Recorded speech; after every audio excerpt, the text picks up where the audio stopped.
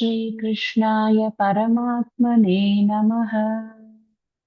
ஸ்ரீமத் பகவத்கீதை 11வது அத்தியாயம் விஸ்வரூப தர்சன யோகம் அப்படிங்கிற தலைப்பிலான இந்த அத்தியாயத்திற்கு போன வகுப்புல நாம ஒரு சிறிய முகவுரையை பார்த்தோம். முதல் ஸ்லோகத்துக்கான பொருளை சக்திக்கேற்றவாறு தெரிந்து கொண்டோம். முதல் ஸ்லோகத்திலேயே நம்ம தெரிந்து கொண்ட முக்கியமான ஒரு விஷயம் என்ன, அதுல உள்ளீடாக இருந்த விஷயம் என்ன அப்படின்னு சொன்னா, ஒரு சிஷ்யன் குரு கிட்ட எவ்வளவு வினயமாக தன்னுடைய தான் பெற்ற அறிவை வெளிப்படுத்துவது அப்படிங்கிற ஒரு ஒரு ஒரு காட்சியை நமக்கு காண்பித்தார் வியாசர் அப்படிங்கிறத பார்த்தோம். என்னென்னலாம் நான் தெரிஞ்சு கொண்டேன், அது எப்படிப்பட்டது, எதற்காக எனக்கு கொடுக்கப்பட்டது அப்படிங்கிறதையும் சேர்த்து அந்த சிஷ்யன் குரு கிட்ட சொல்றதாக நம்ம இந்த ஸ்லோகத்துல புரிந்து கொண்டோம். மத அனுகிரகாய பரமம் குஹ்யம் அத்தியாத்ம சம்ஹிதம் யத்வயோக்தம் வசஸ்தேன மோகோயம் விகதோ மம. என்னுடைய மோகங்கள் எல்லாமே போய்விட்டது. இந்த மோகங்கள் போவதற்கு காரணமாக நீ என்ன கொடுத்த அப்படின்னா அத்தியாத்ம சங்கீதம். அத்தியாத்ம சங்கீதம் அப்படின்னா ஆத்ம அனாத்ம விவேகத்தை நீ எனக்கு, அதற்கான ஒரு அறிவை நீ எனக்கு கொடுத்தாய். எது ஆத்மா, எது அனாத்மா, எது நித்தியம், எது அனித்தியம், எது சத்தியம், எது மித்யா என்று பகுத்து அறியக்கூடிய விவேக சக்தியை நீ எனக்கு கொடுத்தாய். அதற்கான விஷயங்களையும் சொல்லிக் கொடுத்தாய். ஆத்மாவின் லட்சணம் என்ன, அனாத்மாவின் லட்சணம் என்ன, ஆத்மா ஏன் நிலையாக இருக்கிறது, அனாத்மா எப்படி நிலையற்ற தன்மையோடு இருக்கிறது, இந்த அனாத்மாவை நான் எப்படி கையாள வேண்டும், அதற்கு என்னுடைய வாழ்க்கை முறையானது எப்படி அமைத்துக் கொள்ளப்பட வேண்டும், அப்படி அமைத்துக் கொள்ளப்பட்டவர்களுடைய வாழ்க்கை எப்படி இருக்கிறது, அவர்கள் எப்படி இருக்கிறார்கள், பேசுகிறார்கள், நடக்கிறார்கள் என்று எல்லா விஷயத்தையும் நீ எனக்கு சொல்லி கொடுத்த அப்படிங்கிறத அத்தியாத்ம சங்கீதம் அப்படிங்கிற அந்த ஒரு சொல்லானது அத்தனை விஷயம் இவர் தெரிந்து கொண்டிருக்கிறார் அப்படிங்கிறத அர்ஜுனன் கிருஷ்ணருக்கு வெளிப்படுத்துறார். இப்ப ஆத்ம ஞானம் அது எப்படிப்பட்ட ஞானம்? ஏதோ நீ சொல்லி கொடுத்த, உனக்கு ஏதோ அது பெரிய விஷயமா தெரிஞ்சது, அதனால நீ எனக்கு கொடுத்த, நீ கொடுத்தியேன்னு சொல்லிட்டு நானும் அதை வாங்கிட்டேன், அப்படி கிடையாது.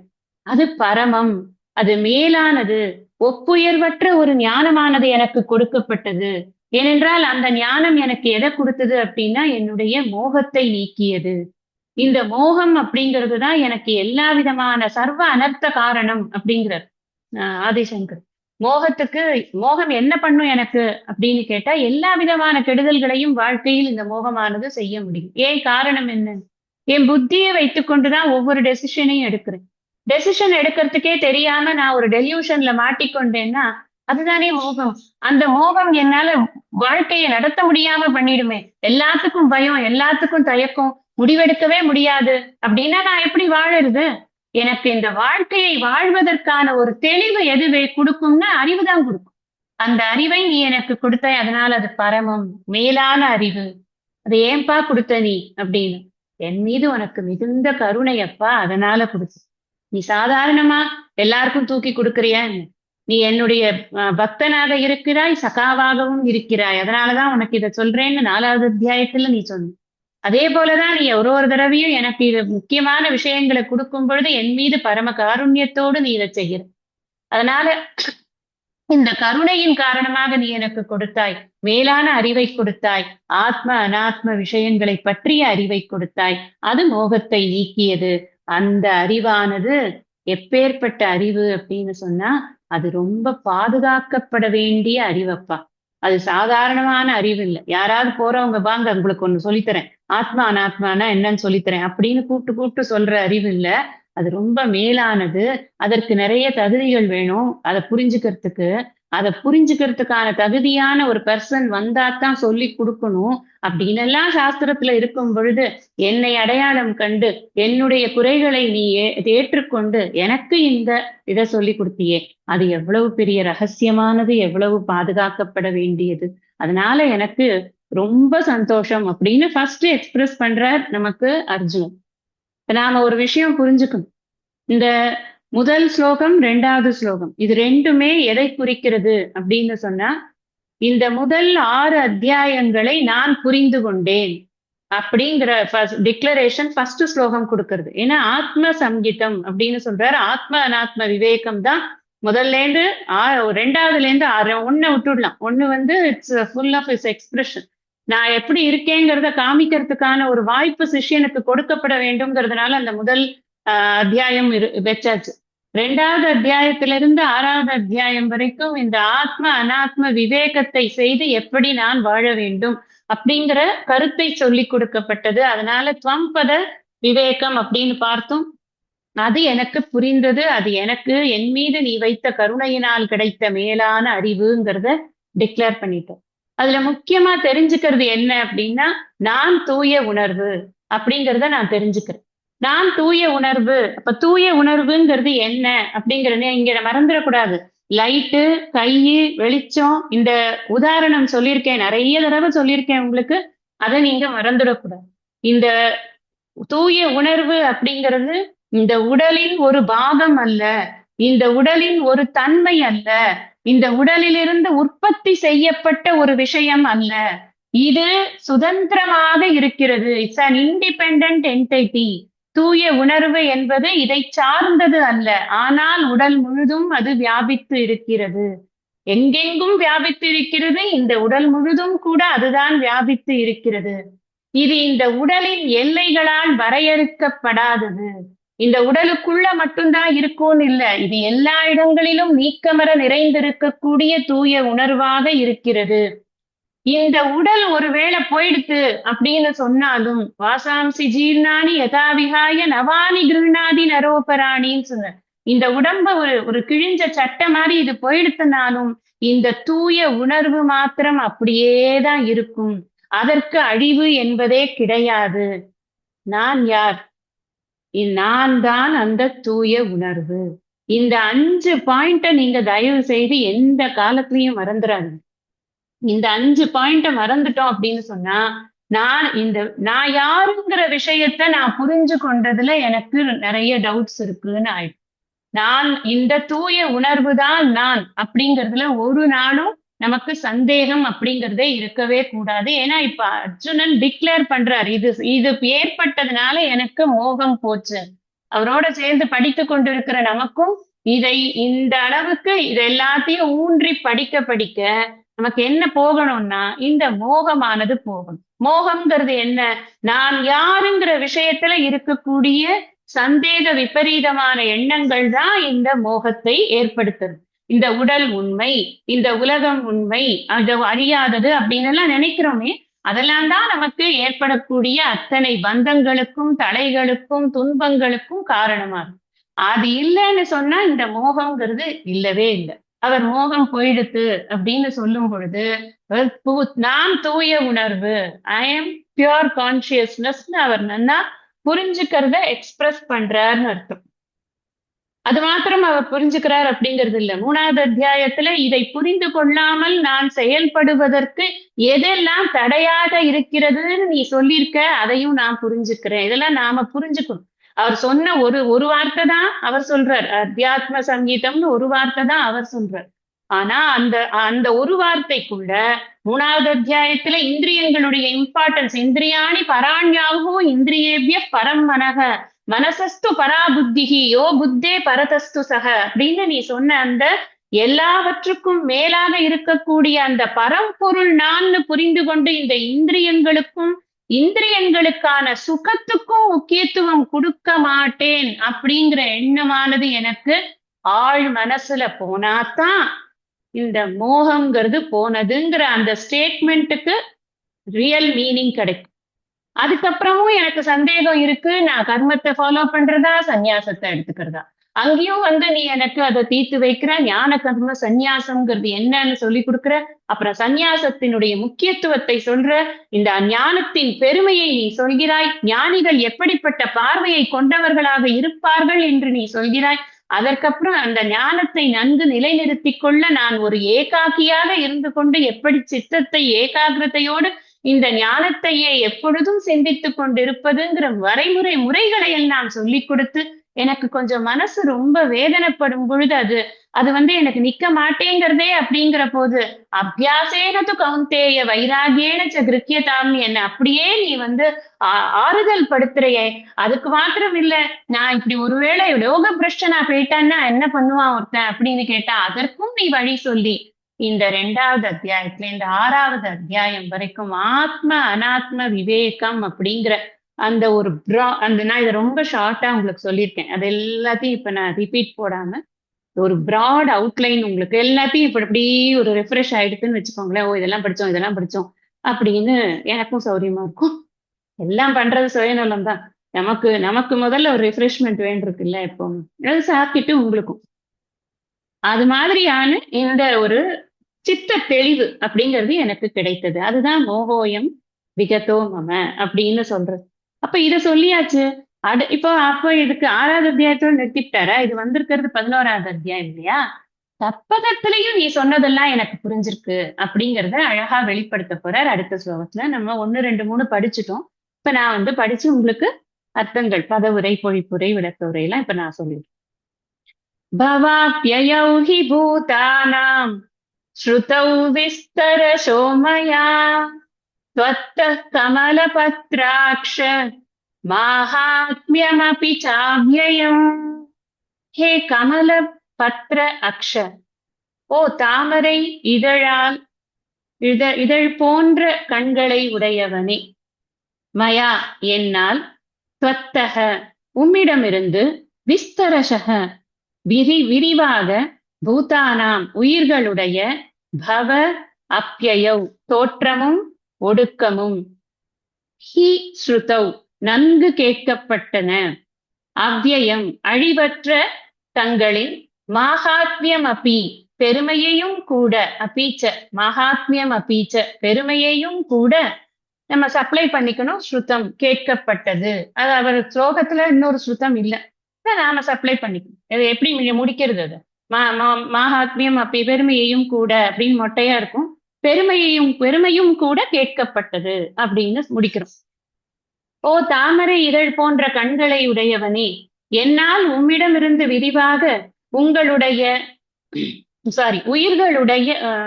உயிர்களுடைய தோற்றமும் மறைவும் நன்கு கேட்கப்பட்டன, அழிவற்ற தங்களின் பெருமையும் கூட கேட்கப்பட்டது. இதுதான் 2வது ஸ்லோகத்தினுடைய பொழிப்பு.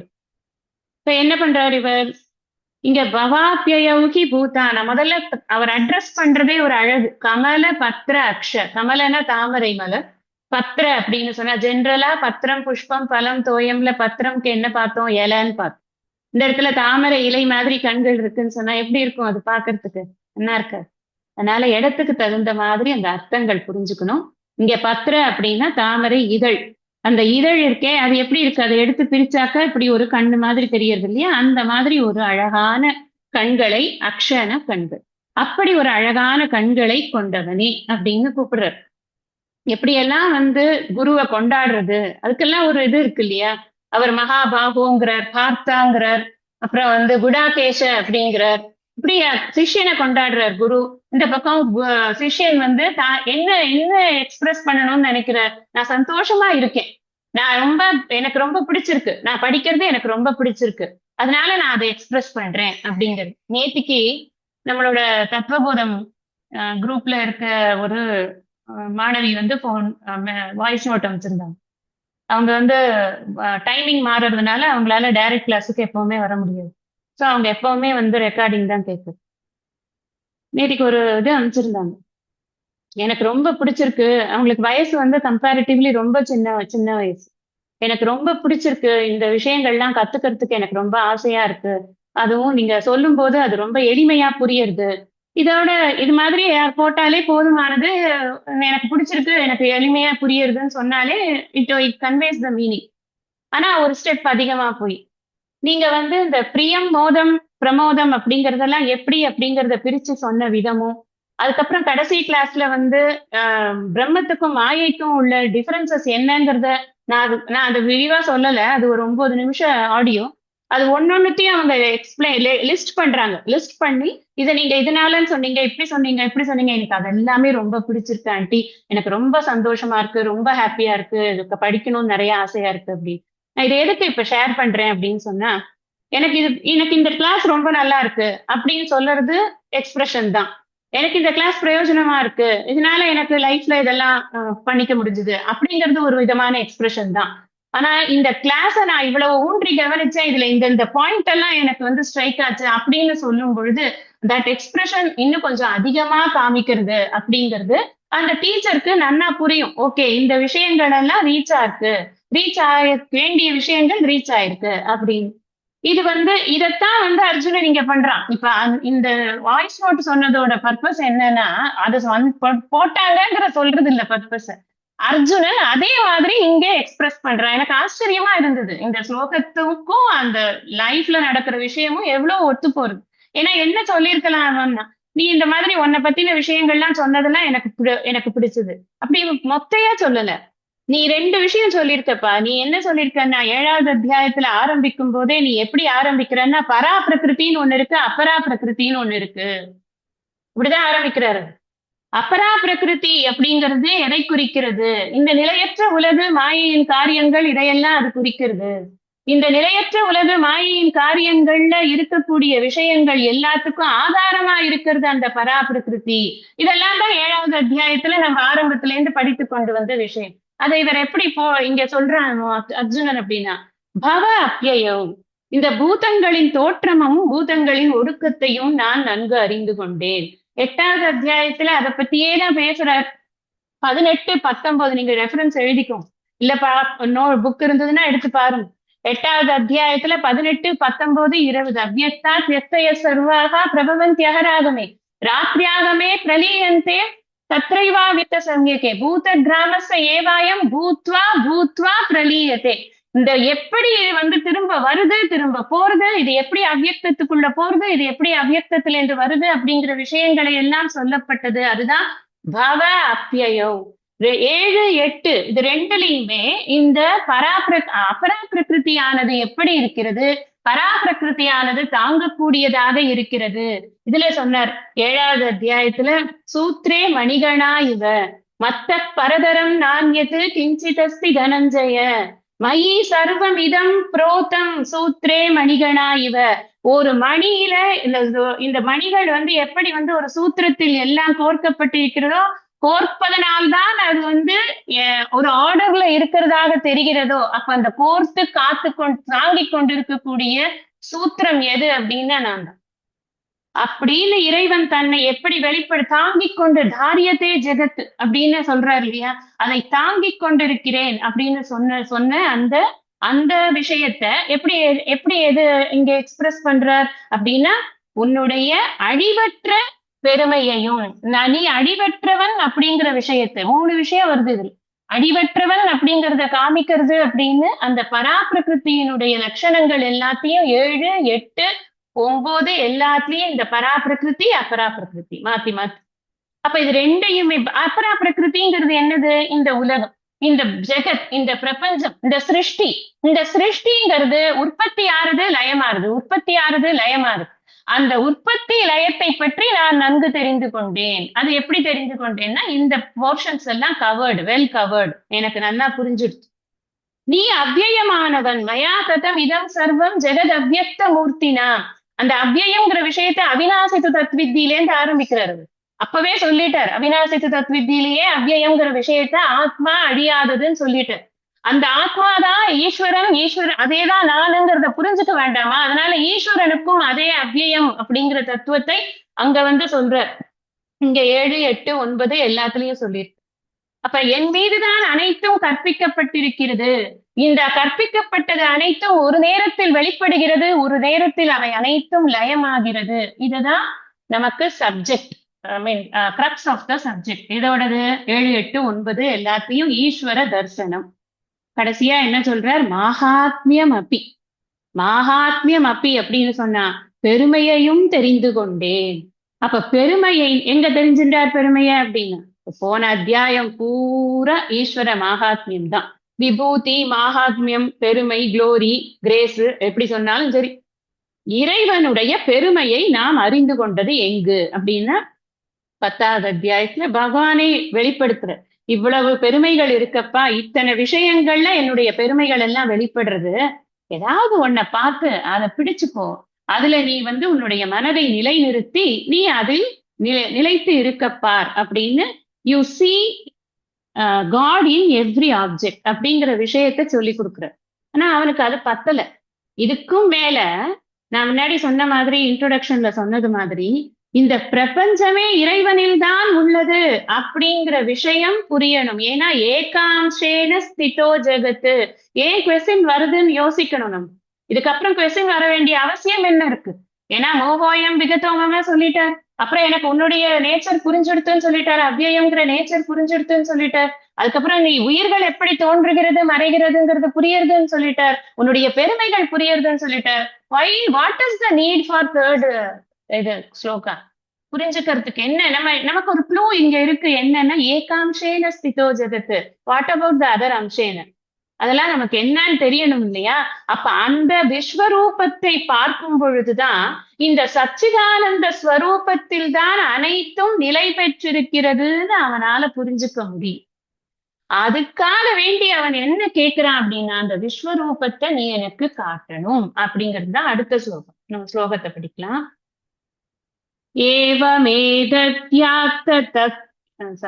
एवमेतद्यथा तत्त्वम् आत्मानं परमेश्वर द्रष्टुमिच्छामि ते रूपम् ऐश्वरं पुरुषोत्तम. हे பரமேஸ்வர, எல்லாத்துக்குமே இம்பார்ட்டன்ஸ் கொடுக்குறா வியாக்கியானக்காரர்கள். ஹே கமலபத்ராட்ச அப்படின்னு சொன்னா அதுக்கு ஒரு இம்பார்ட்டன்ஸ் இருக்கு. ஹே பரமேஸ்வரன் சொன்னா அதுக்கு ஒரு இம்பார்ட்டன்ஸ் இருக்கு. குடாகேசன் நிறைய தடவை சொல்றாரு, அதுக்கெல்லாம் இம்பார்ட்டன்ஸ் இருக்கு. ஜனார்தனா அதுக்கு ஒரு இம்பார்ட்டன்ஸ் இருக்கு. தனஞ்சயனா அதுக்கு ஒரு இம்பார்ட்டன்ஸ் இருக்கு.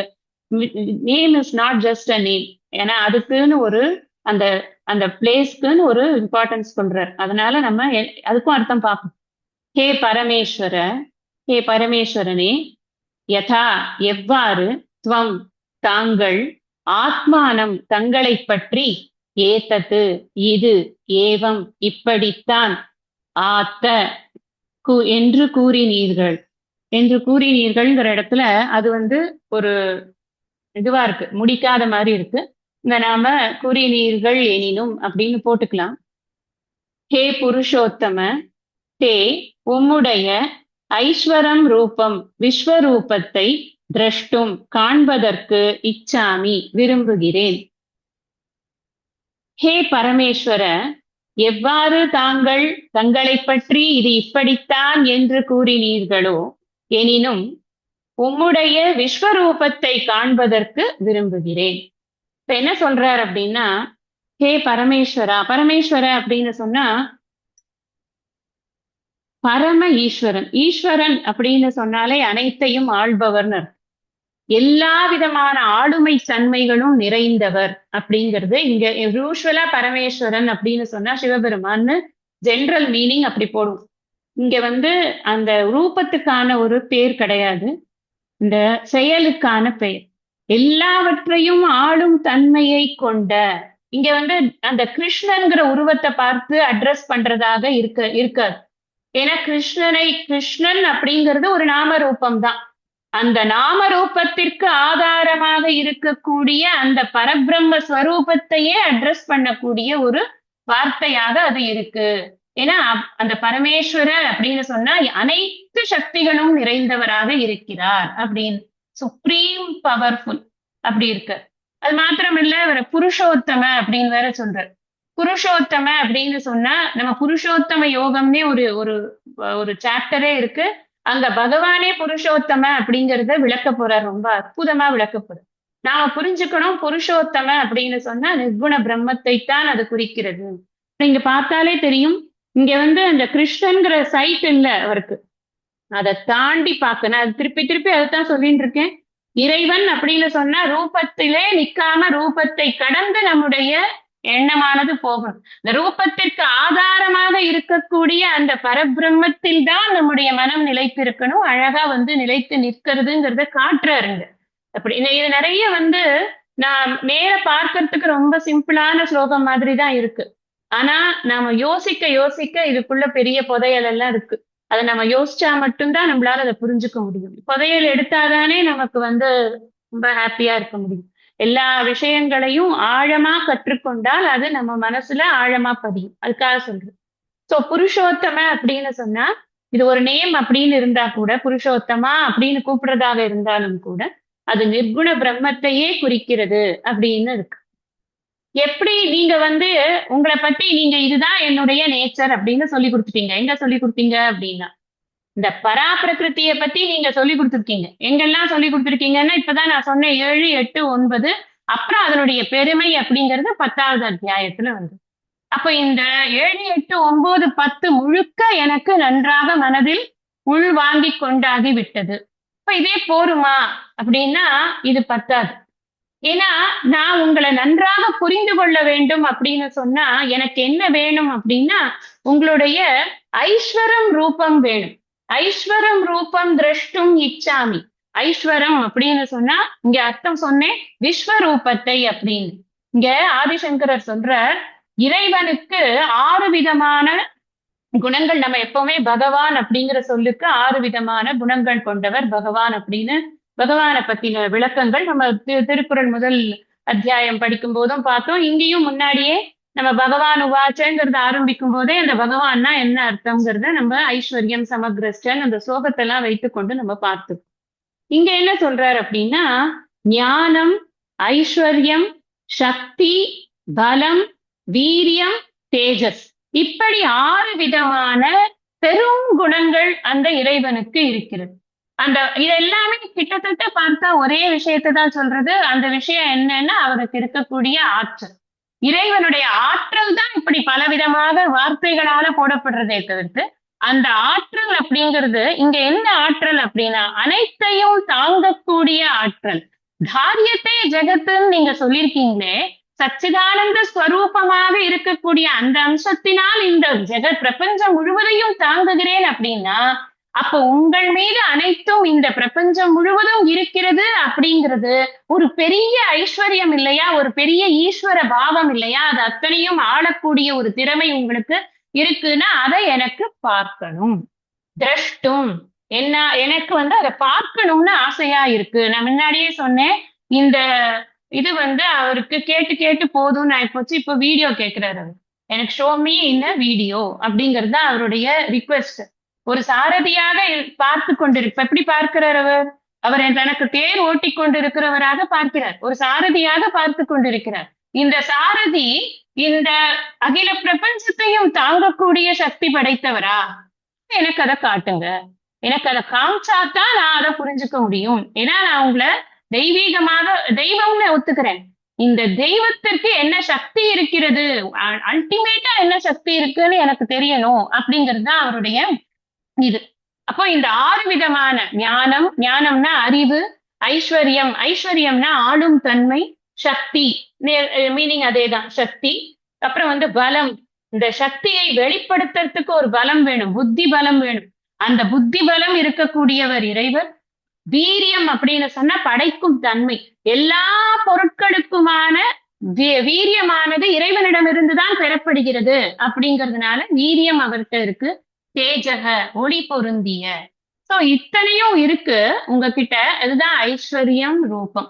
இந்த ஐஸ்வர்யம் ரூபம்ங்கிறத எப்படி சொல்றார் ஆதிசங்கரன்னா இத்தனையும் பொருந்தி இருக்கக்கூடிய அந்த இறைவனுடைய விஸ்வரூபத்தை பார்ப்பதற்கு அவன் ஆசைப்படுகிறான் அப்படின்னு. இப்ப நம்ம 4வது ஸ்லோகத்துல இருந்து படிக்கிறோம்.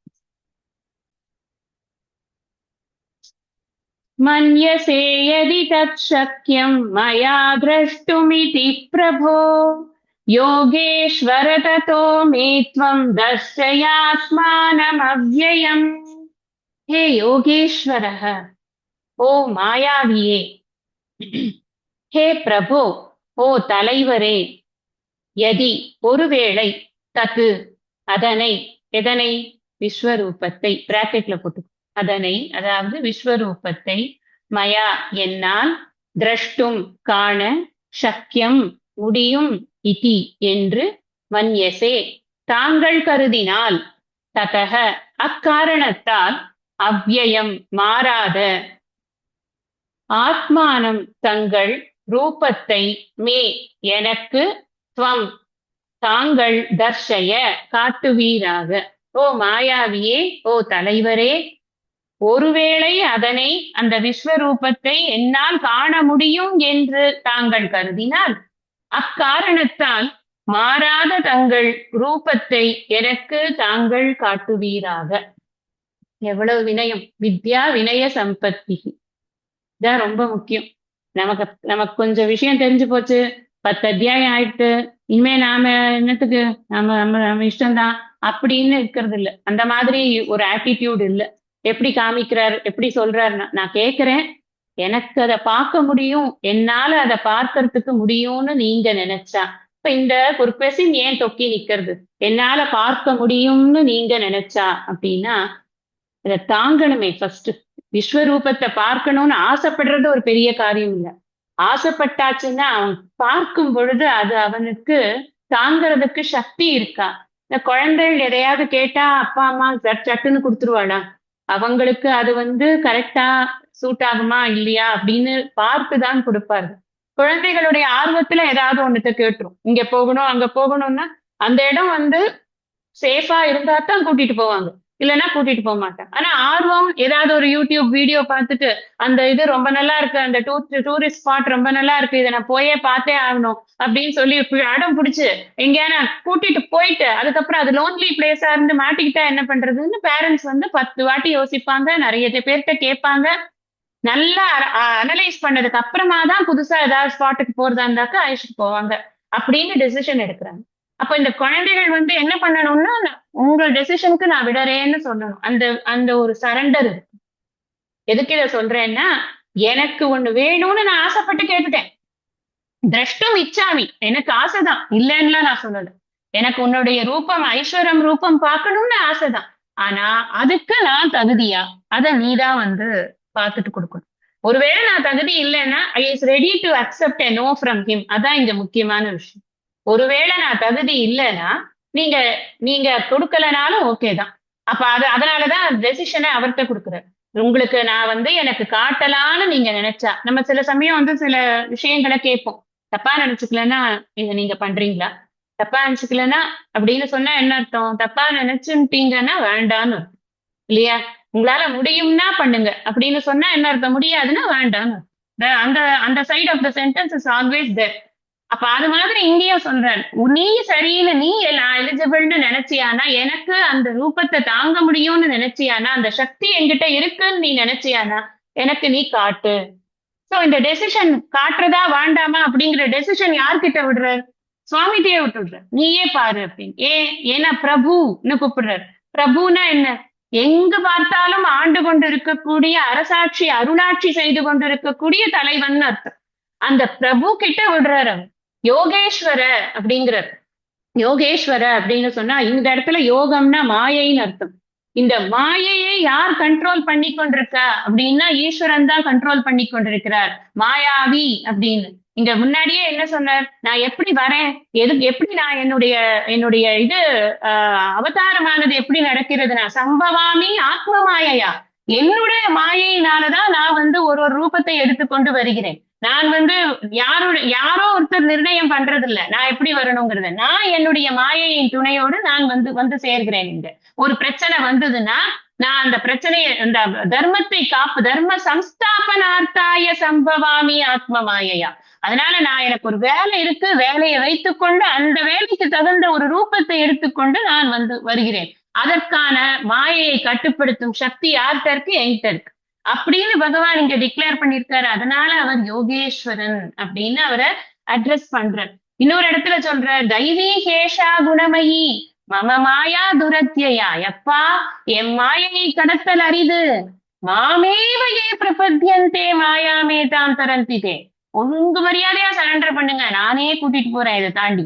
ஆனா நீயா போயிடணும்னு நினைச்சியானாக்க அப்படி எப்படி சுழல் வச்சிருக்கேன் நான். கங்கைக்குள்ள எத்தனை சுழல்கள்னே தெரியாதுன்னு சொல்லுவாங்க. அந்த மாதிரி எத்தனை சுழல்கள் இந்த உலகத்துல இருக்குன்னு தெரியாது.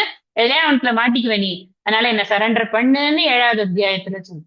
அந்த மாயை அப்படிங்கறதை ஆளக்கூடியவராக இருக்கிற காரணத்தினால் அவருக்கு யோகேஸ்வர கிருஷ்ண அப்படின்னு பேரா இருக்கு.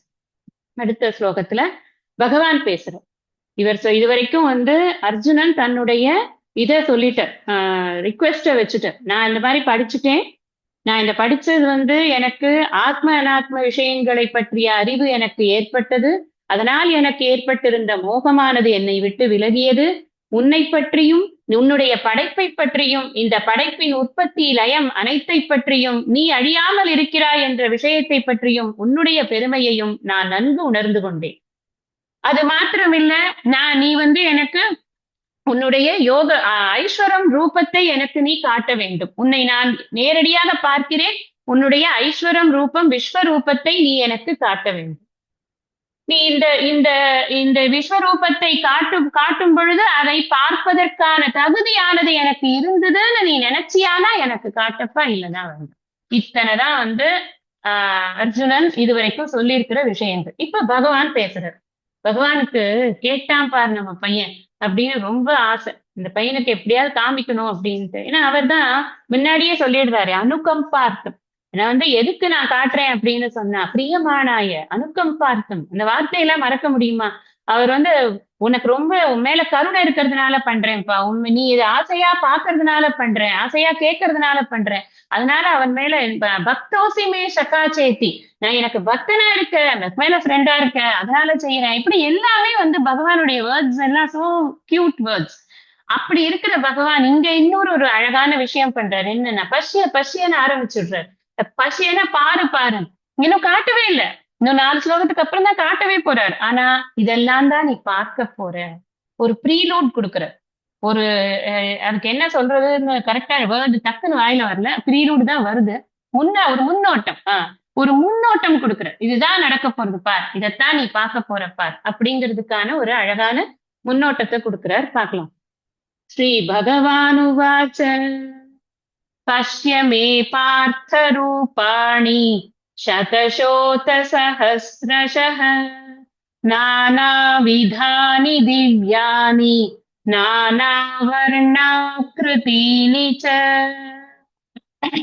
हे பார்த்த, அத இப்போது, மே என்னுடைய, தெய்வீகமானதும் திவ்யானி தெய்வீகமானதும், நானாவிதானி பலவிதமானதும், நானா வர்ண ஆக்ருதினீச்ச பல வர்ணங்களையும் வடிவங்களையும் கொண்டதுமான, சதசக நூற்றுக்கணக்காகவும், சகஸ்திரசக ஆயிரக்கணக்காகவும் ஆன, ரூபாணி உருவங்களை பஷ்ய பார். ஹே பார்த்த, இப்போது என்னுடைய தெய்வீகமானதும் பலவிதமானதும் பல வர்ணங்களையும் வடிவங்களையும் கொண்டதுமான நூற்றுக்கணக்காகவும் ஆயிரக்கணக்காகவும் ஆன உருவங்களை பாருங்க. ஆரம்பிக்கும் போதே அப்படி கிராண்ட் ஓப்பனிங் அப்படி ஆரம்பிக்கிறார். அந்த வீடியோ உனக்கு செம எங்கேஜிங்கா இருக்க போறது. ஒரு பிரச்சனை இல்லை, நீ ஸ்டார்ட் டு எண்ட் ஃபுல்லா பாத்துருவ. அப்படி இப்ப நம்ம இதுல எல்லாம் யூடியூப்ல ஏதாவது கடைசி வரைக்கும் பாருங்கள். கடைசியில நீங்க இது நடுவுல எக்ஸிட் ஆயிடாதீங்க. அதை நீங்க லைக்க போடுங்க, சப்ஸ்கிரைப் போடுங்க, அத்தை போடுங்க, இத்த போடுங்க ஆரம்பத்தையும் சொல்லிட்டே வருவாங்க. அந்த மாதிரி எங்கேஜிங்கா இருக்க போறதுங்கிற விஷயத்தையே இவ்வளவு அழகா பகவான் சொல்ற. இது என்ன விஸ்வரூப தரிசனத்தை நான் இப்ப காட்ட போறேன். அது எப்படி இருக்கும் அப்படின்னா, பலவித வர்ணங்கள்ல இருக்கும் அப்பா. இது எப்படி இருக்கும்? பல விதம் முதல்ல எடுத்த உடனே ஃபர்ஸ்ட் அதனுடைய இது என்னன்னா தெய்வீகமானதும்.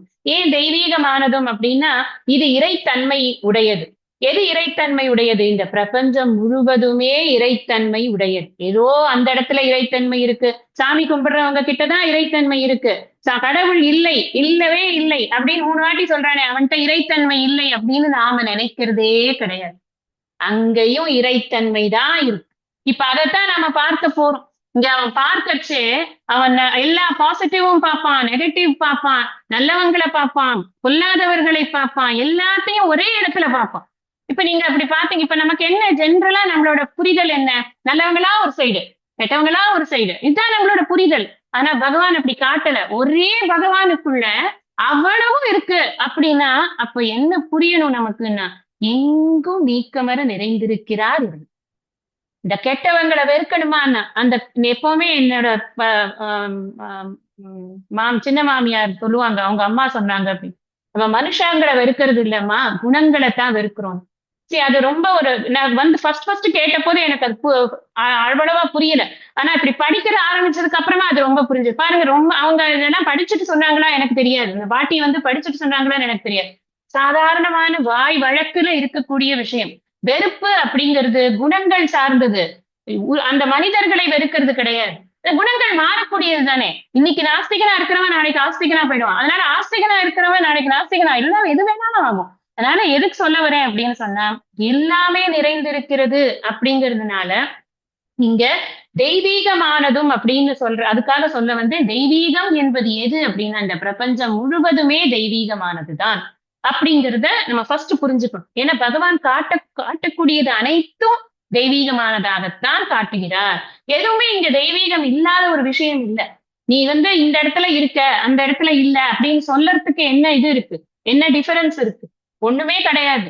ஏன்னா தாய்மானவர் ஒரு பாடல்ல கேட்கிறார், என்கிட்ட எல்லா விதமான குற்றம் குறையும் இருக்கு. எனக்கு வந்து பொறாமை இருக்கு, எனக்கு லோபம் இருக்கு, எனக்கு இது இருக்கு, ஆசை இருக்கு. அப்புறம் நான் வந்து இருக்கிற எல்லா கெட்ட குணமும் லிஸ்ட் பண்ணி இதெல்லாம் என்கிட்ட இருக்கு. ஆனா அப்படி இருக்கும்போது கூட அவ்வளவு மோசமான இருக்கிற என்னுடைய அறிவுக்குள்ள நீ இருக்க அப்படிங்கிறது உண்மை இல்லாம போக முடியாது அப்படிங்கிற. ஏன் தெரியுமா உண்மை இல்லாம போக முடியாது அப்படின்னா, பூரணன் அப்படிங்கிற பெயரை விரிச்சு உரைத்தால் அதற்கு எப்படி அர்த்தம் வரும்? நீ பூரணனா இருக்கிறன்னா என்கிட்டயும் தானே இருக்கான்னு அர்த்தம். இவ்வளவு மோசமான என்னுடைய புத்தியில் கூட நீதான் அப்பா இருக்கிறாய்னு ஒரு பாட்டு பாடு. ரொம்ப அற்புதமான ஒரு எக்ஸ்பிரஷன். பூரணன் எனும் பெயர் விரிக்கில் உரை வேறும் உள்ளதோ அப்படின்னு கேக்குற. அப்படின்னா நீ என்கிட்ட இவ்வளவு கொடுமையான ஒரு என்கிட்ட கூட நீதான் இருக்க. எனக்கு ஐ நோ வெரி வெல். ஆனாலும் நான் வந்து இன்னும் மேல வரல அப்படின்னு ஒரு தாபத்தோட ஒரு பாடல். எதுக்கு சொல்றேன்? எங்கு பார்த்தாலும் நீக்கமர நிறைந்திருக்கக்கூடிய இறைத்தன்மையை காட்டப் போகிறார் அப்படிங்கிறது தான் இந்த தெய்வீகமானதும் அப்படின்னு. அடுத்தது பலவிதமானதும். எல்லா எல்லா விதமான விஷயங்களையும் பார்க்க போறோம். அவன் வந்து மரம் செடி கொடிகள்ல இருந்து ஆரம்பிச்சு ஔஷதிகள், தேவர்கள், அசுரர்கள், கந்தர்வர்கள், தானவர்கள், இப்படி அடுத்ததுலயே ஆரம்பிச்சிடும். பஷ்யாதித்யான் அப்படின்னு ஆரம்பிக்கிறாரு. அதனால அதுல ஒன்னொன்னா காட்ட போறான், ஒரு செக்ஷனா பார்க்க போறான். அதனால பலவிதமானதுமாக இருக்கிறது இந்த உலகம் அப்படின்னு, இந்த பிரபஞ்சம் அப்படி எடுத்துக்கணும். பிரபஞ்சம் நானா வர்ண ஆக்கிருத்தினி. ஆக்கிருத்தினி நானா வர்ண, பல வர்ணங்கள்ல இருக்கு. ஒன்னொன்னு ஒரு இதுல இருக்கு, கலர்ல இருக்கு. ஒன்னொன்னு ஒரு சைஸ்ல இருக்கு. ஒன்னொன்னு ஒரு ஷேப்ல இருக்கு. எல்லாமே இருக்குப்பா. நான் அதை காட்ட போறேன் உனக்கு. கொஞ்சமா காட்டலம்மா, நான் உனக்கு நூற்றுக்கணக்கு, இந்த 100 1000 அப்படிங்கறதெல்லாம் நீங்க புரிஞ்சுக்கணும். 100 காட்டுவார், 1000 காட்டுவார் அப்படி இல்ல. எண்ணற்ற, எண்ணில் அடங்காத அப்படிங்கிறதுக்கு தான் இந்த சகசிரசக சதக அப்படி சதசக அப்படிங்கறதெல்லாம் ஏன் சொல்றாருன்னா, எண்ணிலடங்காததை காட்டப்படுற. நீ எண்ணி மாளாது உனக்கு. அத்தனை விஷயம் உனக்கு நான் காட்ட போறேன். எல்லாத்தையும் நீ உன்னுடைய கண் கொண்டு பார்க்க வேண்டும். ரூபாணி பஷ்ய. பஷ்யனா என்ன? பாரு அப்படிங்கிற. பார்க்கறதுக்கு அலோவ் பண்ணு. இப்ப ஃபர்ஸ்ட் இந்த ஸ்லோகம் எதை டினோட் பண்றது அப்படின்னா, இவ்வளவு வெரைட்டியா இருக்கக்கூடிய இந்த பிரபஞ்சத்தை நான் உனக்கு காட்ட போகிறேன், அதை நீ பார்க்கலாம்னு அனுமதி கொடுக்கிறது. ஏன்னா போன ஸ்லோகத்துல என்ன சொன்ன? அப்படி எனக்கு மன்யசே ததி சக்கிய சக்கியம் அப்படின்னு கேட்டார்ல.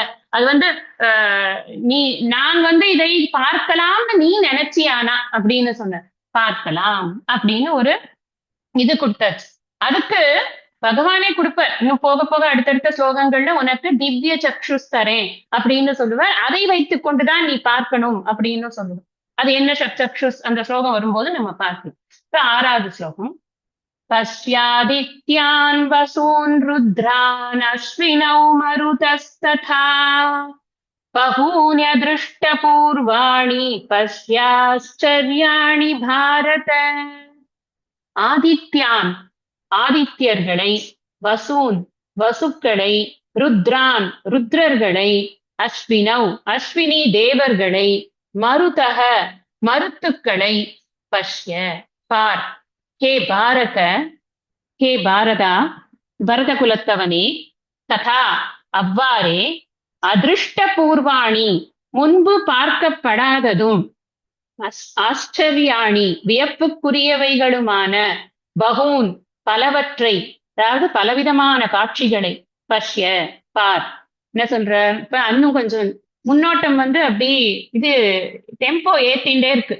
நீ இதை பார்க்க போற, நீ இதை பார்க்க போற அப்படிங்கிற டெம்போவை ஏத்திக்கொண்டே இருக்கிறது. அவனுக்கு கியூரியாசிட்டியை ஜாஸ்தி பண்றாரு இப்போ.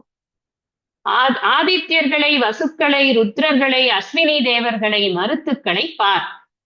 அவ்வாறே முன்பு பார்க்கப்படாததும் வியப்புக்குரியவைகளுமான பலவற்றை, பலவிதமான காட்சிகளை பார். இப்ப அப்ப முதல்ல சொல்லிட்டார், ஆதித்யர்கள், வசுக்கள், ருத்ரர்கள், அஸ்வினி தேவர்கள், மருத்துக்கள். இதெல்லாம் அப்பனா அவன் ஏற்கனவே பார்த்திருக்கான்னு அர்த்தமானா நம்ம புரிஞ்சுக்கணும். 10வது அத்தியாயத்துல இவங்களை பத்தி எல்லாம் பேசிட்டாரு. ஏன்னா இந்த ஆதித்யர்கள்ல நான் விஷ்ணுவா இருக்கேன், அப்புறம் வந்து ருத்ரர்கள்ல நான் சங்கரனா இருக்கேன், அப்புறம் வந்து மருத்துக்கள்ல நான் மரீச்சியா இருக்கேன், இதெல்லாம் சொன்னாரா இல்லையா? அதனால ஓரளவுக்கு அவனுக்கு அந்த வார்த்தைகளால் பரிச்சயம் இருக்கு. இந்த 12 ஆதித்யர்களையும் நீ சேர்த்து பார்க்க போற. நான் உனக்கு சொன்னது, நான் அவர்களில் விஷ்ணுவாக இருக்கிறேன்னு சொன்னேன். இப்ப நான் உனக்கு காட்ட போறது 12 ஆதித்யர்களையும் காட்டுது. அப்ப நீ பார்க்கும்போது என்ன நமக்கு என்ன தெரியும்? அப்போ 12 ஆதித்யர்கள், அதுல விஷ்ணு, அங்கதான் பகவானுடைய பெருமை வெளிப்படுறது. ஹீல் கெட் கனெக்டட், பெருமையோட கனெக்ட் பண்ணிப்பான். அப்ப நான் அந்த 12 ஆதித்யர்கள்ல உனக்கு காட்டுறேன். அதே மாதிரி 11 ருத்ரர்களை காட்டுறேன். 8 வசுக்களை உனக்கு வசுக்கள்ங்கிறது 8 பேர், அஷ்ட வசுக்கள் அப்படின்னு சொல்றது. அந்த அஷ்ட வசுக்களை உனக்கு காட்டுறேன். 2 அஸ்வினி தேவர்களை காட்டுறேன். அதுக்கப்புறம் மருத்துக்கள் 49 மருத்துக்களையும் உனக்கு நான் காட்டுறேன். இப்படி நான் எல்லாரையும் பிசிக்கலா உனக்கு கொண்டு வந்து உன் முன்னாடி I will make a display அப்படின்னு சொல்றாரு. இது மாத்திரம் இல்லப்பா, இது இல்லாம இதுக்கு முன்னாடி நீ பார்க்கவே பார்க்காத விஷயங்கள், முன்பு பார்க்கப்படாததும், இதுவரைக்கும் நீ இதெல்லாம் பார்த்தே இல்லை. இப்ப நமக்கு வந்து நான் இப்போ ஃபார் எக்ஸாம்பிள் சும்மா ஒரு பேச்சுக்கு சொல்றேன். நான் இப்ப நார்வேங்கிற ஊரை பார்த்ததே இல்லை. எனக்கு வந்து நான் உங்களுக்கு நார்வே காட்டுறேன் வாங்க அப்படின்னு சொல்லிட்டு எனக்கு ஒரு வீடியோ காமிச்சார். நான் இப்ப அது எனக்கு பார்க்கப்படாதது, நான் இது வரைக்கும் பார்க்கப்படாத ஒரு விஷயம். அது மாதிரி எத்தனை இந்த பிரபஞ்சத்துல இவன் இப்ப பூமியில இருக்கான் அர்ஜுனன். இந்த பூமி இவன் மேபி அவனுடைய யோக சக்தியினாலேயும் ஏதோ சில வரங்கள்னாலையும் அப்படி இந்திரலோகம் வரைக்கும் போயிட்டு வந்திருக்கலாம். மகாபாரதத்துல சில கதைகள்லாம் இருக்கு. ஆனா அதுக்கும் தாண்டி இதுக்கும் தாண்டி எத்தனையோ உலகங்கள் இருக்கு. இந்த பிரபஞ்சம்ங்கிறது இது வெறும் இந்த பூமியும் இந்திரலோகம் மட்டும் கிடையாது. அப்படி நீ பார்க்காத எத்தனையோ விஷயங்களை எல்லாம் நான் உனக்கு இப்ப காட்ட போறேன். அதுலயும் என்னென்ன வியப்புக்குரியவைகளா இருக்கும். நீ பார்த்தேன்னு வச்சுக்கியேன், பயங்கரமா ஆச்சரியமாயிடுவ நீ. அப்படிதான் இவன் ஆணுதான் பார்க்க போறான். இவன் பார்த்து இவன் ஆச்சரியமாகி அதை வர்ணித்து சஞ்சயர் அதை நமக்கு சொல்லி, அதுக்கப்புறம் இவன் பயந்து அந்த பயத்துக்கு அப்புறமா இவனுக்கு வரக்கூடிய அந்த பக்தியினால இவன் பாடக்கூடிய அந்த சொல்லக்கூடிய அந்த பக்தி மேலிட்ட ஸ்லோகங்கள் இருக்கே, அதுதான் மாஸ்டர் பீஸ். இந்த இதுல இந்த என்டையர் அத்தியாயத்திலேயே மாஸ்டர் பீஸ் எதுன்னா, அர்ஜுனன் வந்து அந்த விஸ்வரூபத்தை பார்த்ததுக்கு அப்புறமா அவன் எக்ஸ்பிரஸ் பண்றான்ல தன்னோட பக்தியை, அதுதான் மாஸ்டர் பீஸ். அதெல்லாம் நம்ம பார்க்கணும். பின்னாடி போக போக நம்ம அது எல்லாத்தையும் பார்க்கத்தான் போறோம். அப்படி அவர் சொல்றார், பலவிதமான விஷயங்களை நான் உனக்கு காட்டுகிறேன் அப்படிங்கிறத சொல்லிட்டார். அதையெல்லாம் நீ பார்க்க போகிறாய் அப்படி மேற்கொண்டு இருக்கிற ஸ்லோகங்களுடைய கருத்தை நம்ம அடுத்த சத்சங்கத்துல படிக்கலாம். இன்னைக்கு இந்த அளவுல இந்த சத்சங்கத்தை நான் நிறைவு பண்றேன். ஐயனே எனதுள்ளே நின்று அனந்த ஜென்மங்களாண்ட மெய்யனே உபதேசிக்க வெளிவந்த குருவே போற்றி, உய்யவே முக்தி நல்கும் உதவிக்கோர் உதவினாயேன், செய்யுமார் ஒன்றும் காணேன் திருவடி போற்றி போற்றி. நிறைவு பிரார்த்தனை.